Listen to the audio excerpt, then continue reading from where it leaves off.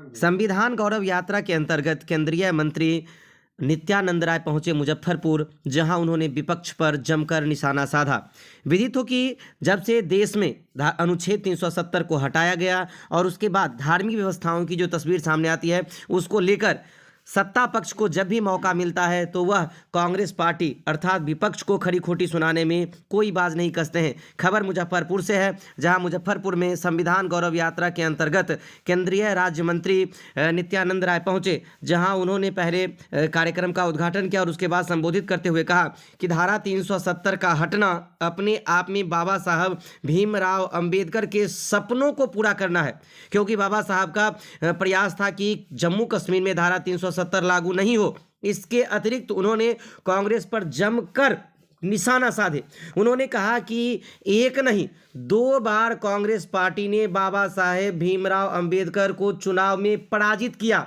इसके अतिरिक्त जो वर्तमान समय में कहे, चाहे वह आरजेडी हो या महागठबंधन के रूप में जो भी टीम सामने आ रही है, जो यह सोच रही है कि वर्तमान की राजनीतिक व्यवस्था उनके अनुरूप आने वाली है, तो ऐसा कुछ नहीं है, क्योंकि ये वो लोग हैं जब सत्ता में आएंगे तो ये लोग राम का नाम लेना भी बंद करा देंगे। हालांकि इस अवसर पर आयोजन समिति के लोगों ने उनका भव्य स्वागत किया। इस कार्यक्रम को संबोधित करते हुए मंत्री ने क्या कुछ कहा, आइए आपको भी सुनवाते हैं। बहुत दिनों से इस देश के गरीब, वंचित, दलित एक सपना देख रहे थे कि हमारा भी कोई मसीहा आएगा और हमारे घर में भी खुशियां आएंगी। उस खुशियों को लाने वाले हमारे प्रधानमंत्री आदरणीय नरेंद्र मोदी पर बुरी नजर डालने के लिए वैसे लोग जो अनुसूचित जाति, दलितों का, वंचितों का, गरीबों का, सभी का जो कल्याण चाहने वाला है, कुछ ऐसे विरोधी दल के लोग जो उन पर बुरी नजर डाल रहे हैं, तो जनता ही कहती है कि बुरी नजर वाले तेरा मुंह, बुरी नजर वाले तेरा मुंह। कोई उपाय नहीं है विपक्षियों के। देश जीते हैं, 2025 में बिहार भी जीतेंगे।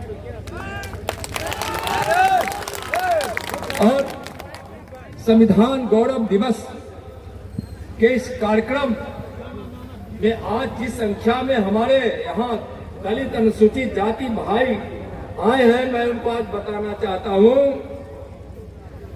कि किस प्रकार से कांग्रेस ने और अब आरजेडी जैसे कम्युनिस्ट जैसे पार्टियां ने आज बाबा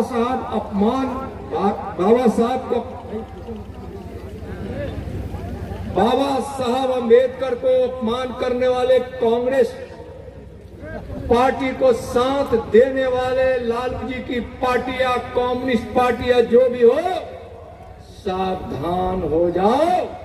दलितों की वोट से, दलितों की चोट से आपका सत्यानाश होने वाला है।